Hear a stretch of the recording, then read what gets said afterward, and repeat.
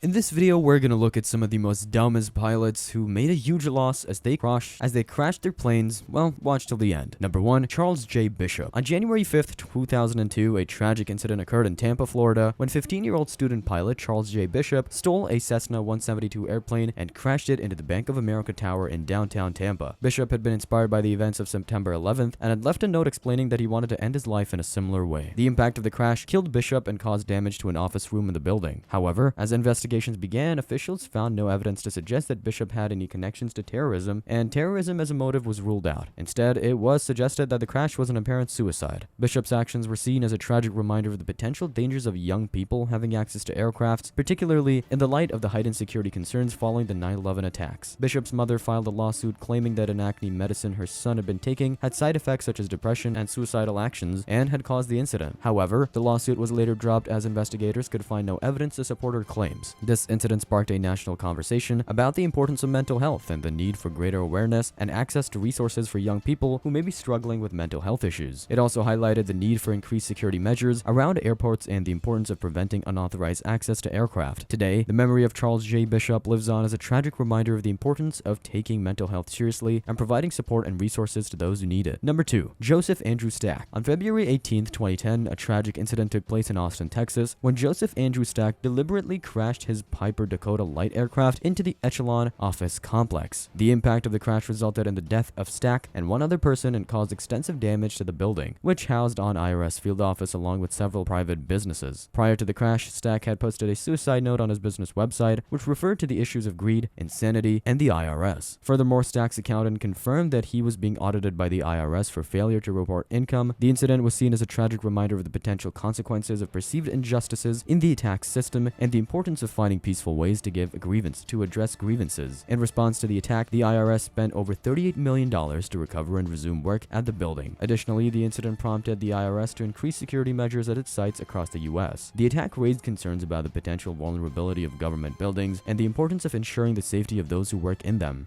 Today, the memory of Joseph Andrew Stack serves as a tragic reminder of the importance of addressing grievances through peaceful means and the need for ongoing efforts to improve security measures in public buildings. The incident also highlights the potential dangers of untreated mental health issues and the importance of providing access to resources and support for those who may be struggling. Number 3. Chris Fatswe. Chris Fatswe, a captain on sick leave from Air Botswana, caused a tragic incident in 1999 when he boarded an ATR-42 aircraft parked on the Gaborone airport and took off. Shortly after takeoff, he reported to the controller that he wanted to speak to the country's president, the Air Botswana's general manager, and his girlfriend, among others. As the vice president was out of the country, arrangements were made for Fatswe to speak to the vice president. After flying for approximately 2 hours, Fatswe crashed the aircraft at 200 knots into 2 other airplanes parked on the runway. Tragically, he was the only casualty of the incident. The incident was a stark reminder of the potential consequences of mental health issues and the importance of providing access to resources and support for individuals who may be struggling. In 1976, Russian pilot Vladimir Surkov caused a similar tragedy where he directed his small An-2 biplane into a block of flats in the city of Novi Urengoy, where his ex-wife lived. Surkov aimed at the window of the kitchen where his ex-wife and her family had breakfast every morning. The incident resulted in the death of Surkov and 11 residents. It was reported that Surkov had decided to end his life and take revenge on his wife. However, neither she nor anyone else related to Surkov was present at the time of the incident. The tragedy served as a reminder of the importance of recognizing and addressing mental health issues and the need for ongoing efforts to provide access to resources and support for individuals who may be struggling. Number 4. Colin Richard Foreman. Colin Richard Foreman was a British expatriate who migrated to Australia in the early 1970s. He had a difficult time adjusting to his new life and decided to forge a Qantas ticket to return to England. However, his forgery was detected and he had a conviction record against him. Despite the setback, Foreman managed to obtain a commercial pilot's license and started flying for Con Air. Unfortunately, his past soon caught up with him, and he was dismissed from his job at Con Air after just 7 weeks due to the discovery of his forged ticket. Foreman struggled to find employment and was fired from another job shortly after. On January 5th, 1977, Foreman stole a Beechcraft 58 Baron from an airfield. He took off and set full power on both engines before aiming at the Connellan complex. He crashed into the building, killing himself and 4 other people. The incident was a tragedy that highlighted the potential consequences of mental health issues and the need for support and resources for individuals struggling to cope with challenging circumstances. The incident also underscored the importance of rigorous background checks and screening processes to ensure the safety of passengers and employees in the aviation industry. It served as a somber reminder that the mental and emotional well-being of those who hold critical roles in the industry must be considered as a crucial factor in maintaining the highest level of safety and security for all. Number 5. Yunus Kayarti. On August 21st, 1994, tragedy struck when the Royal Air Maroc ATR-42 turboprop crashed into the Atlas Mountains, killing all 44 passengers and crew members on board. It was later revealed that the captain, Yunus K. Ardi, had deliberately disengaged the autopilot and directed the plane into the mountains in an apparent act of suicide. Investigations revealed that Ardi had been going through a difficult period in his personal life, and it was suspected that a lover's quarrel with his female co-pilot may have been contributed to his decision to crash the plane. The cockpit voice recorder picked up a heated argument between the two before the plane went down. The co-pilot sent a distress signal but was unable to stop Ardi from carrying out his suicidal impulses. The tragic incident was a major blow to the aviation industry and led to increased awareness of the importance of mental health among pilots. Many airlines now have mental health screening programs in place to identify pilots who may be at risk of mental health issues that could affect their ability to fly safely. The families of the victims filed lawsuits against Royal Air Maroc, alleging negligence and failure to provide adequate psychological support to its pilots. While the airline denied the allegations, the incident highlighted the need for airlines to prioritize the mental well-being of their employees and provide them with the necessary support to prevent such tragedies from occurring in the future. Number 6. Herminio dos Santos Fernandez. On November 29, 2013, Mozambique Airlines Flight 470 crashed into Blackwater National Park in Namibia, killing all 33 people on board. The investigation report indicated that the captain, Herminio dos Santos Fernandez, had a clear intention to crash the jet. He manually changed its autopilot settings, including adjusting the plane's intended altitude 3 times from 38,000 feet to just 592 feet. The speed was also manually adjusted, creating a high-speed, steep descent towards the ground. The voice recorder from the cockpit captured several alarms going off during the descent, as well as repeated loud bangs on the door from the co-pilot, who was locked out of the cockpit until shortly before the crash. The investigation revealed that Dos Santos had a history of mental illness and had been declared unfit to fly by a South African doctor in 2012. However, Mozambique Airlines allowed him to continue flying, and he reportedly had not been receiving treatment for his mental health issues. Additionally, it was reported that the airline lacked appropriate procedures and oversight for pilot mental health and failed to provide sufficient training to crew members. The crash had a significant impact on the aviation industry in Africa and highlighted the need for improved mental health screening and support for its pilots. The tragedy also led to calls for stricter regulations and oversight of airlines to ensure the safety of passengers and crew. Number 7. Su Wei Ming. On December 19, 1997, Silk Air Flight 185 was en route from Jakarta to Singapore when it crashed into the Musi River in southern Indonesia, killing all 104 people on board. The United States National Transportation Safety Board (NTSB) concluded that evidence was consistent with deliberate manipulation of the flight controls, most likely by Captain Su Wei Ming. Investigators discovered that he had been facing financial problems, including recent losses of $1.2 million.